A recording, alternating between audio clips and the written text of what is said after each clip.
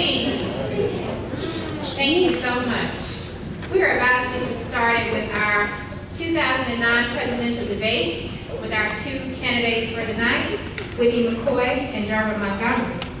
Tonight will be in three parts. The first part, each person will be asked pre-selected questions, questions that they have already had in their possession. After that, they will have a rebuttal where they can ask each other questions, and that will go on for 20 to 30 minutes. And then the last part, we will take questions from the audience, where we have given everybody an index card, and we've asked you to place your comments on these index cards. We will take questions from 20 to 30 minutes from the audience. We ask that both candidates follow all rules and adhere to their allotted time, so they have 2 minutes to respond to any question that is asked tonight. We ask that they be friendly to one another. We ask that they be professional and that they use good etiquette. We ask that they utilize the mic so that everybody can hear their answers. We ask that they use appropriate language. We ask that they be enthused. We ask them not to be offensive to one another, not to tear each other down, and not to attack one another.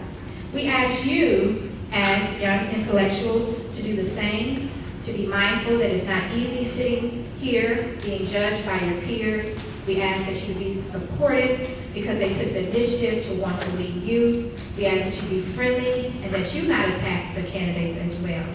So ladies and gentlemen, I now turn it over to Dr. Mac Thompson and Dr. Frazier as they will be the moderators for tonight's debate.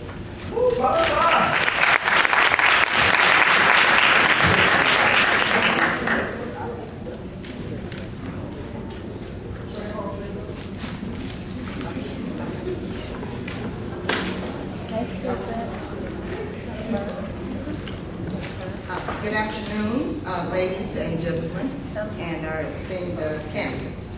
I am Dr. Pamela Frazier, Assistant Professor of History, and Dr. McThompson is Associate Professor of Political Science.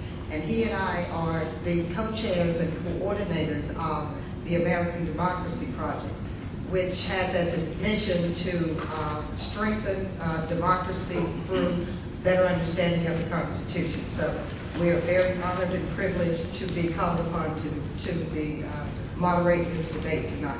And thank you all for coming out. We will begin with opening remarks, and we will close with, of course, closing remarks. So after the opening remarks, we will begin a question and answer period with questions posed by either myself or Dr. McThompson. And then this part two, the candidates will have an opportunity to offer rebuttal for any comments made in part one, and then part three will be questions from the audience. So thank you again, and we will begin. All right. First, we'll call upon Mr. Derwin Montgomery. If you will make some comments, please. And you can sit or stand. Good evening, everybody. I am Derwin Montgomery, and I thank each and every one of you all for coming out here tonight in the midst of the rain tonight. As well, we thank Dr. McThompson and Dr. Frazier for being the moderators tonight, the Student Election Committee, as well as all of you all here, the students of WSSU. Tonight, you have the opportunity to hear from myself and my opponent, and it'll be your opportunity, regardless of anything that you may have heard prior to tonight, your opportunity to see firsthand who we are and what we offer you, the students. So I ask you at this moment to release any preconceived notions of myself or my opponent, but take from tonight your opportunity to see both of us in the clearest light and take that to the polls on April 1st. Thank you.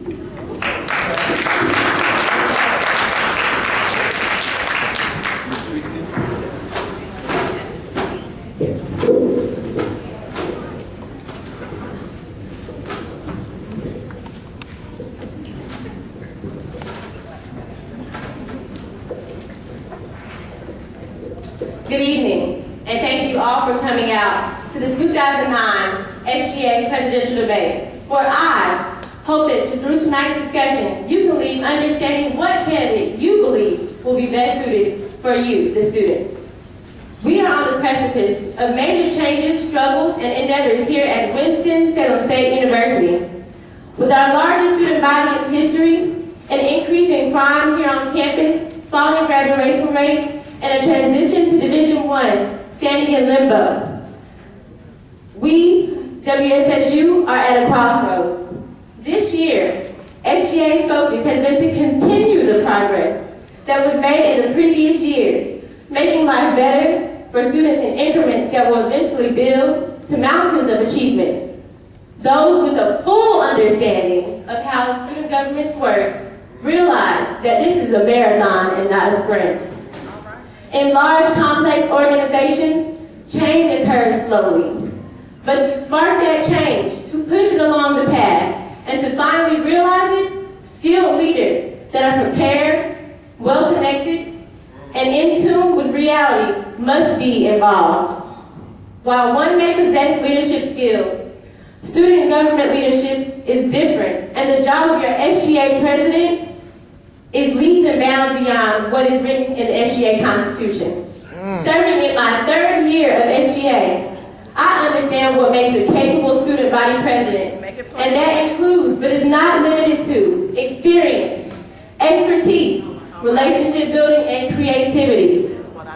Experience is certainly the most important factor. Having served in SGA for in three different capacities, under 3 different SGA presidents, working with 3 chancellors, several provosts, and other administrators, I believe that I have the experience, knowledge, and abilities to serve you as your student body president. On the sheet in front of you are some of the things I have already done for you and what I plan to continue to do for you as your student body president. Because I'm working for you, and it's all about you. So just make sure you make the right choice tonight as you're listening to the candidates.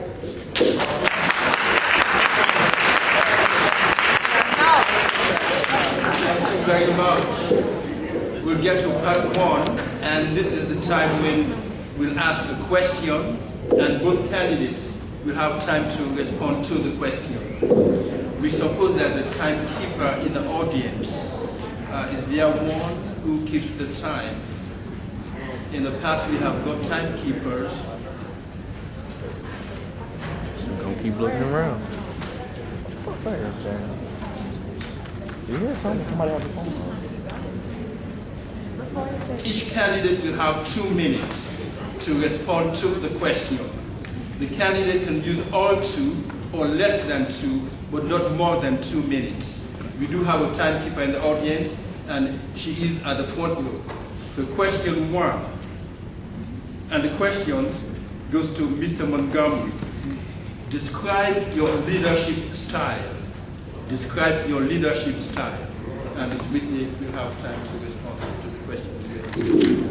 I describe my leadership style as a democratic leadership style. One in which you ask and articulate what it is that you want to do, but you get the input from other individuals to actually accomplish that goal. But you also possess the ability to make the final decision if necessary.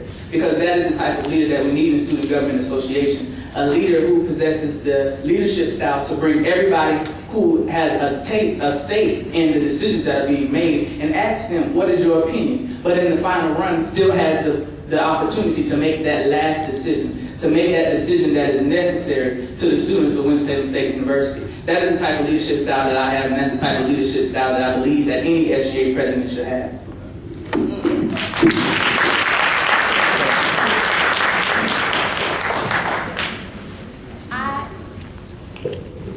I am a servant leader, which is a type of democratic leadership.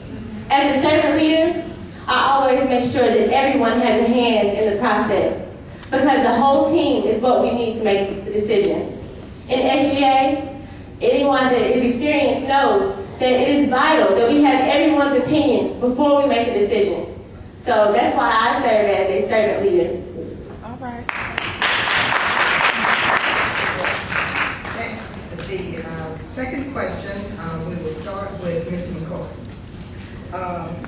And this is the question. What are the top 3 issues affecting students, and how do you propose we resolve them?